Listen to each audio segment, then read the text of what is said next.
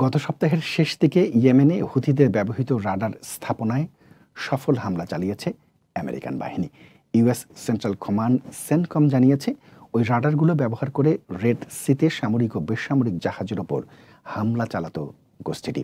CENTCOM জানিয়েছে American সামরিক বাহিনী ইয়েমেনের হুথি নিয়ন্ত্রিত এলাকাগুলোতে 7টি রাডার ধ্বংস করেছে। গত সপ্তাহে বুধবার রেড সিতে হুথিরা গ্রিসের মালিকানাধীন লাইবেরিয়ার পতাকাবাহী একটি জাহাজে হামলা করে। এতে জাহাজটির একজন বেসামরিক নাবিক নিখোঁজ হন। এরপরই আমেরিকান বাহিনী ইয়েমেনে তাদের রাডার স্থাপনাগুলোতে হামলা চালালো। সেন্টকম জানিয়েছে হুথিদের হামলায় লাইবেরিয়ার পতাকাবাহী ওই জাহাজটির ইঞ্জিন রুম মারাত্মকভাবে ক্ষতিগ্রস্ত হয় এবং জাহাজটিতে প্রচুর পরিমাণে পানি প্রবেশ করে। পরবর্তীতে আমেরিকা ও তাদের মিত্র দেশগুলোর বাহিনীর সহায়তায় জাহাজটির সদস্যদেরকে উদ্ধার করা হয়।